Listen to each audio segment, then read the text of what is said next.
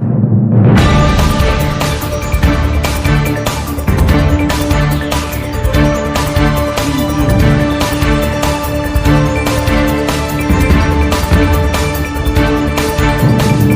पाहताय महाराष्ट्रातील सर्वात जलद news network Maharashtra police news 24। नमस्कार, पहिल्यांदा सर्व आपल्या पत्रकारांचं स्वागत। उद्या महाराष्ट्रामधल्या स्थानिक स्वराज्य संस्थांच्या ज्या निवडणुका झाल्या नगरपालिकांच्या, त्या सर्वांचे निकाल उद्या आहेत। सर्वच महाराष्ट्र या निकालाकडे उत्सुकतेनं पाहतोय। पण काल परवाच्या ज्या काही घटना आहेत किंवा दोन चार दिवसामधल्या काही घटना आहेत महाराष्ट्रामध्ये,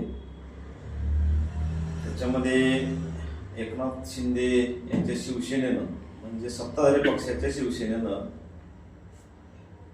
ईव्हीएमच्या संदर्भामध्ये आरोप केले आहेत। आणि आज सकाळी आदरणीय सुप्रियाताई यांनी मुंबईमधून एक पत्रकार परिषदेमध्ये या गोष्टीबाबत चिंता व्यक्त केली आहे।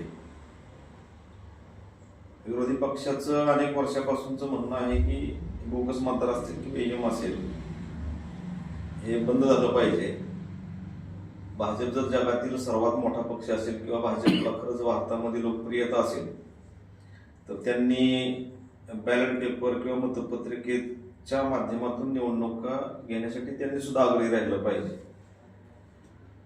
भाजप व्यतिरिक्त सर्वच पक्षांचा आग्रह आहे, म्हणजे त्यांच्याबरोबर जे अलायन्स मधले पक्ष आहेत त्यांचा सुद्धा आग्रह आहे की बॅलेट पेपर मतदान झालं पाहिजे किंवा बोगस मतदारांच्या विरोधामध्ये अजितदादांच्या पक्षाच्या कार्यकर्त्यांनी, पदाधिकाऱ्यांनी किंवा आमदारांनी सुद्धा स्टँड मागच्या वेळेस घेतला।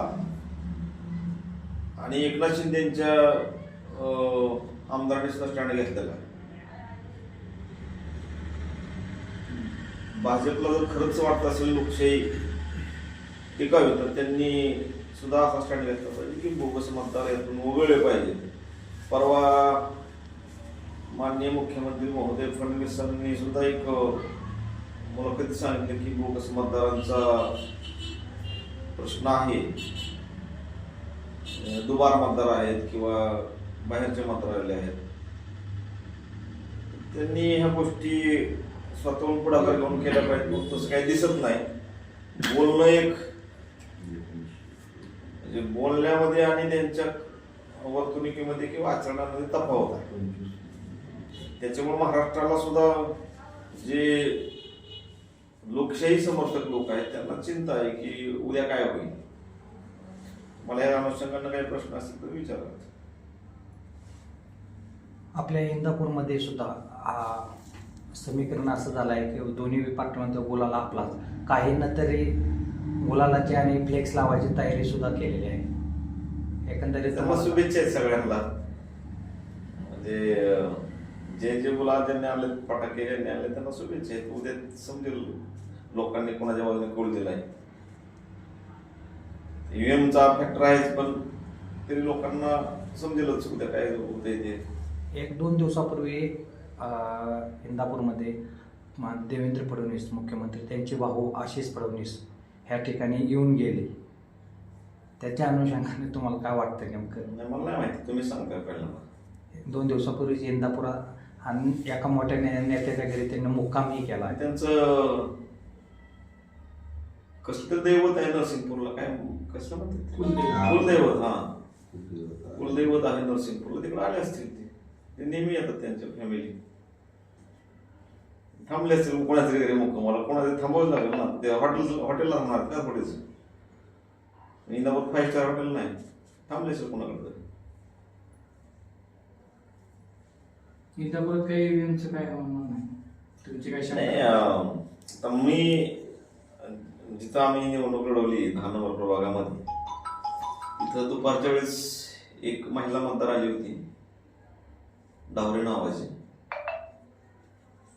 ती आल्यानंतर तिथल्या निवडणूक कर्मचारी जे आहेत, मतदान प्रक्रिया राबवणार आहे, त्यांनी सांगितलं की तुमचं मतदान झालेलं आहे। वादविवाद झाल्यानंतर तिने सांगितलं की मी आलीच नाही, माझं मतदान झालंच नाही, म्हणजे माझ्या परस्पर किंवा माझ्या परोक्ष माझ्या पाठीमाग कोणी जर मतदान केलं असेल तर माझा मतदानाचा अधिकार कसं काय डावला जाऊ शकतो?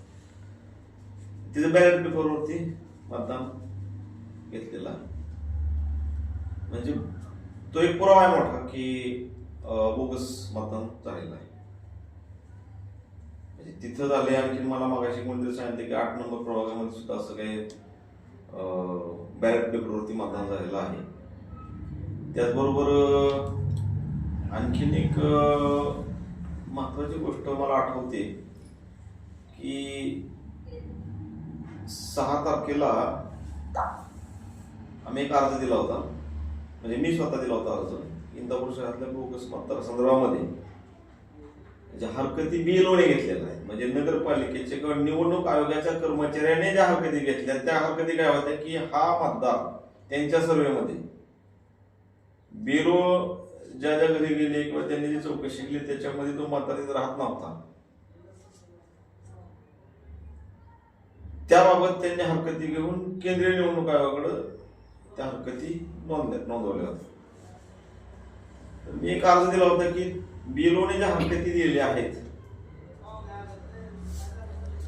कुठल्या मतदारसंदर्भात दिल्या त्या हरकतीची एक सर्टिफाईड नक्कल मला मिळावी. मग तो अर्ज मी दिला. त्यानंतर नगरपालिकेनं किंवा इंदापूरच्या जे काही निवडणूक अधिकारी आहेत त्यांनी मला परवा सकाळी एक पत्र दिलं.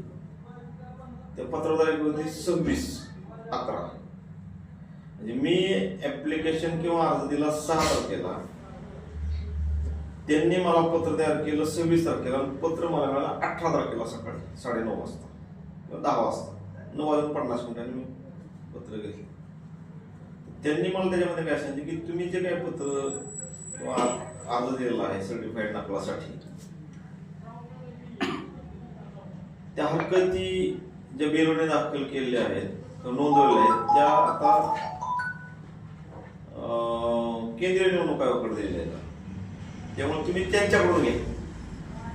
म्हणजे मी अर्ज दिला 6 तारखेला, त्यांनी पत्र तयार केलं 26 तारखेला. मी वारंवार त्यांच्याकडे जाऊन प्रत्यक्ष भेटून मला म्हणलं त्या हरकतीची एक सर्टिफाईड नक्कल द्या. त्यांनी मला त्या संदर्भामध्ये कळवलंय 18 तारखेला. म्हणजे आता सगळं संपलं होतं. हे जे चालू आहे प्रकार ते बऱ्याच लोकांचं म्हणणं आहे की इंदापूर शहरामध्ये कोण म्हणते 350-400 बोगस मतदारांनी बाहेरून मतदान केलं, कोण म्हणते 900 लोकांनी केलं, ते काय 1159 लोकांनी केलं. पण नक्कीच बोगस मतदान झालेलं आहे शहरामध्ये. 2 पुरावे तर मी तुम्हाला दिले. म्हणजे माझा स्वतःच एक अर्जाचा आहे त्याच्यावर ते त्यांच्या पत्रेवर आणि जे काही बॅलेट पेपरवर जे मतदान झालं कोणतरी येऊन केलं आहे, जे बाहेरचे मतदार येऊन केले त्यांनी तर केलेलंच आहे. काही लोकांना अडवण्यात बी आलं होतं असं समजलं मला 9 नंबर प्रभागामध्ये. या सगळ्या गंभीर गोष्टी आहेत. बघूया आता उद्या काय होतं. तुमचा अंदाज काय एकंदरीत? माझ्या अंदाजापेक्षा जे काही आता विरोधी पक्षाने किंवा सत्ताधारी पक्षाने सुद्धा जो अंदाज व्यक्त केला आहे EVMच्या बाबतीमध्ये त्यांच्या शंका आमच्या पहिल्यापासून 10-12 वर्षापासून आमच्या शंका आहेत.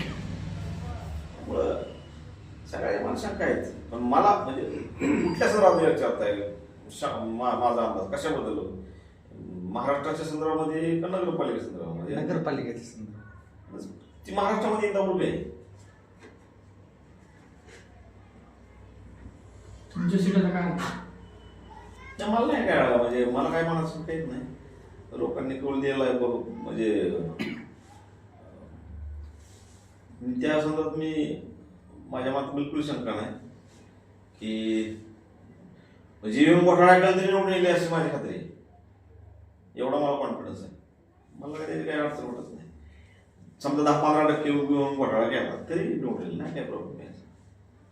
जर सुप्रियाताई आल्या असं काय होतं का की EVMच्या वेळेस नव्हतं केलेलंच होत असेल ना त्यावेळेस. एवढं पर्सन 100% मग असं जर झालं 21 जागा कुठे एकाला जातील चांगली गोष्ट आहे. तसं झालं तरी चांगली आनंदाची गोष्ट आहे. म्हणजे आघाडीला गेल्या काय आणि राष्ट्रवादीला गेल्या काय 21-21 जाऊ द्या काय मग मजा येईल ऐकायला बघायला सगळं लोक. नगराध्यक्ष पदाचं काय कोण आहे दादा कसे एक असू होईल थोड्या 500-600 मताच्या फरकाने कोणतरी निवडून येईल. जास्त नाही